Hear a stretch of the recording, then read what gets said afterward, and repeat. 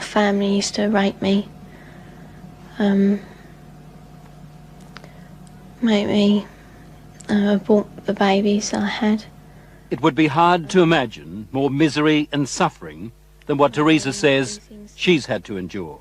And us kids would be made to do things with the adults and the animals, and then a sacrifice would happen. The sacrifice, were these animal sacrifices? Animals and people. On what scale do you think this was happening? Enormous, far beyond what we've ever heard of here before. Teresa's mother, Bridget. You're talking about mass murder? Yes, on a scale that this country's never heard of before. Like the old people's homes there, only there's a... For the first time, Teresa is learning what it's like to live with love instead of fear. Pretty though. In this quiet English village, with the help of her mother, she's slowly repairing her broken life. Teresa is now 15, but at the age of 2, she was left in the care of this woman, the grandma she called Nan. And that, she says, is when her torment started. Who was the leader? Who was the boss of the gang, of the cult? At home it was my nan. Your Nan made you have sex with animals? Yeah. Like goats and donkeys. The story of Teresa is a story almost too horrible to recount. A case of child abuse that goes well beyond the kind of things we normally associate with the abuse of children. In 27 years of reporting, it has to be one of the most painful stories I have ever had to tell. How many men or how many people would have sex with you? What, at one time? Yes. About everyone who was there, which must have been about 20. You know, from 10 to 20 people. If it was a big ceremony, it used to be 30. What would your grandma be doing when these men were forcing themselves on you? Usually laughing. Or smiling. Or having sex with another man. Or other men. A chronicle of debauchery and depravity so horrific it's hard to believe. You have to ask yourself, could Teresa be just making it up? No. I know what's true and what's not. No, I know what I saw. Children don't make up elaborate lies that this would have to be if it was a lie, which I know it is not. It isn't. This couldn't be a terrible dream, a nightmare that you're reliving? No. It's no dream. It's a nightmare, but it's not one you can wake up from. It's there all the time. This really happened? You're quite sure of that? Yeah. The police don't think Teresa made up a story. Some of the cult members are to stand trial. 5 men have been charged with rape. As for Nan, the grandmother, she's 61 and lives in this council flat in South London. She's charged on 7 counts of aiding and abetting rape and 2 counts of performing abortions on Teresa. If you're finding this hard to believe, so did I at first. But then there are the medical reports, evidence of sustained sexual abuse. And there's this, a statement prepared for 60 Minutes by Teresa's psychiatrist. It says, "In my opinion, Teresa's account is not the product of a psychotic illness, nor the figment of a fertile imagination. I believe her to be telling the truth." I know what's true and what's not. We also took Teresa's story to this man, therapist Ray Wire. He reads a transcript of our interview and listens to her voice. It's no dream. Few people, if any, in Britain have counselled as many victims of satanic abuse or Satanists themselves, as Ray Wire has. If there is an expert on satanic cults, it would have to be him. Do you believe Teresa's story? I believe Teresa's story. It's exactly the same story as I've heard from men who says they've done it. You've dealt with other cases like hers? Yes. 21 cases like hers, he says, in the past 2 years alone. Themes like they were put in boxes with spiders and worms, where they were trapped in fear, where there was a high use of excrement and urine, where there was talk of human sacrifice. Take just one of those rituals, putting children in boxes with spiders and worms. Now, listen to what Teresa told her mother. And they had a coffin-like box that children were put in with spiders and snakes and the lid shut and left in there. I would have come out deranged. I could not have coped with that mentally at all. You have evidence to back up stories like Teresa's, that this is really happening? Well, we have that age of child, 6, 5 and 4, giving information that ties up with Teresa. How do those children know? How do those children able to describe rituals, to talk about ceremonies, to talk about sacrificing animals? How do those children know? Nightmares, imagining it? You can't imagine those things at 3 and 4 years old, and you also don't have the evidence of anal sex abuse and oral sex abuse and all that other abuse that clearly those children have experienced and endured. During these ceremonies, was Satan, the devil, ever referred to? He was called Lucifer.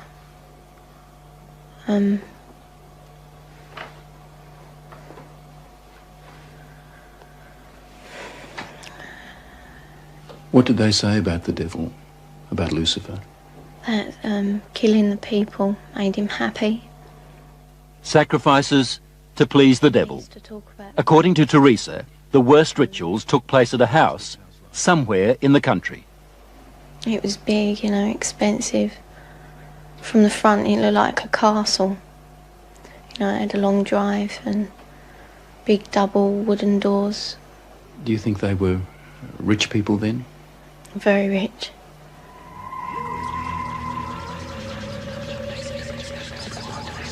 Now, where was this big house somewhere in the country? Teresa says she can't take the police there because the Satanists made sure she'd never know how to find it. Teresa was always drugged, or on a couple of occasions she says she was knocked out, so that she never fully knew the route. There was a tramp who was brought in once, you know, and he was killed. He was cut from his throat down to his stomach, and they ate him, or bits of him. They killed a man at a ceremony? Yeah. In front of you? Yeah, in front of all of us. Did the tramp, did this man fight back? No, I think he was, you know, drunk or something. He seemed really dopey. He was laughing a lot when he was brought in. And he started screaming when they began to cut. But after a while, you know, he died. I'd seen a few killings before then. Although I wasn't used to it, you know, that was the worst one. I really don't know what I thought. I suppose I thought, thank God it's not me. Let me get this right now. Are you saying that you saw more than one person killed in that house? Yeah. I've seen loads of babies killed there, just newborn babies, or aborted ones which were only small. You know, 4-year-olds. Any age, really. Did they ever say they might kill you? They threatened to kill my little girl, who, when I left, was still at the house. A friend? Huh? What little girl? my little girl, Alex. She's about 4 now. You mean you had a child? Yeah. How old were you when you had that child? 11. Motherhood at the age of 11. I never talked But about it. from what Teresa told her mother, it wasn't the only pregnancy. We think about 7 or 8 times. It's hard to say. It was constantly happening from the time she was capable of being pregnant. What happened to the pregnancies, to the babies? They were aborted by my nan or by one of the doctors at the house. There were doctors there at that house? Yeah, there was 2, I think. Yeah, and a nurse. What would happen to the fetuses, the unborn babies? I used to be taken away most of the time, and one time baby was taken out of me and then killed in front of me because it was still alive. And then, what would happen? Well, after they killed it, they would eat it. Well, we were also made to eat it.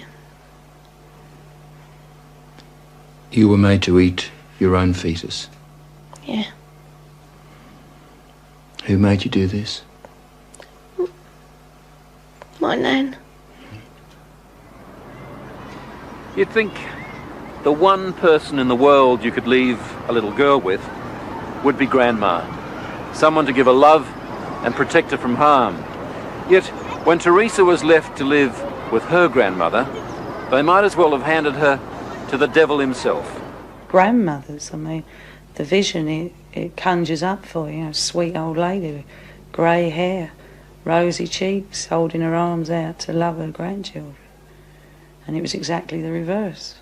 But why was Teresa living with Nan in the first place and not with her mother? Well, when my first marriage broke up, I took the children with me and couldn't cope. So I gave them to their father, who in turn moved to his mother's.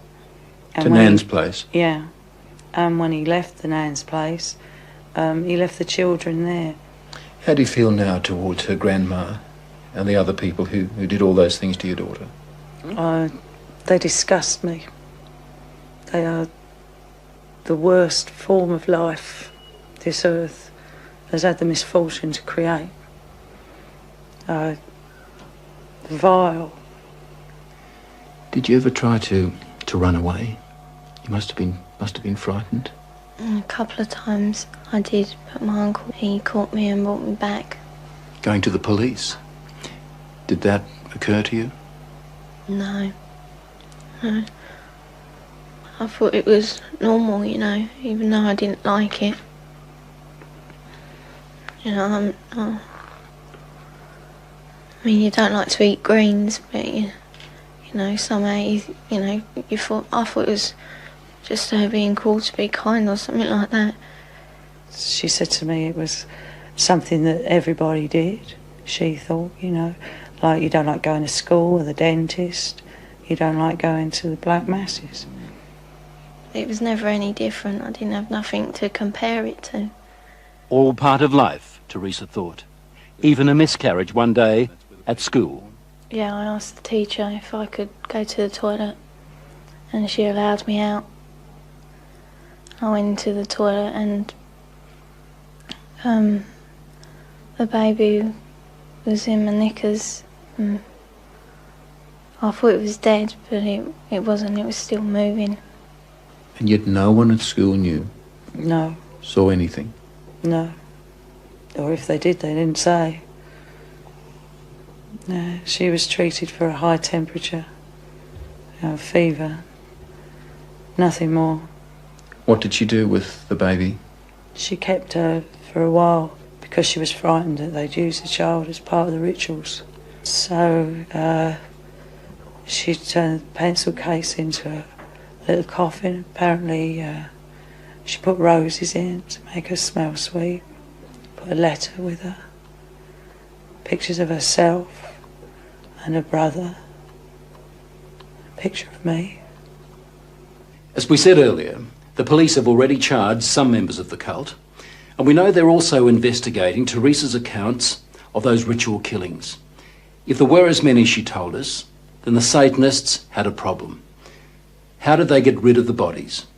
They had a tub, you know, pretty big, I don't know. A very big tub, and they used to put the bodies and bones in there. And it used to go like, you know, fizzy and that. And then there was nothing left. Or there didn't seem to be, but when they cleared it out, there used to be a sludge at the bottom.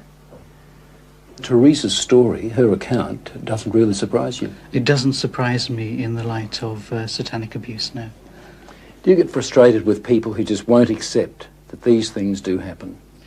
Yes, because I've worked with murderers in prisons for years. Not that long ago, a boy was found in a forest in southern England without a head. We have no doubts that men can do that. And yet when we start talking about men within Satanism who actually believe in evil and it's the right to express evil, we suddenly have a doubt. As I was leaving Teresa's place, she handed me this note. It's addressed to the film crew. She says, "Thanks for bothering to help kids like me. I hope it helps." On the other side, there's a poem Teresa made up while she was staying at Nan's place. She calls it Nothing Left. Nothing left. I would scream, but there is no voice left. I would cry, but there are no tears left. I'd fight, but there is no strength left. That was just part of our investigation of Satanism in Britain. We're also gathering evidence about the activities of such cults here in Australia.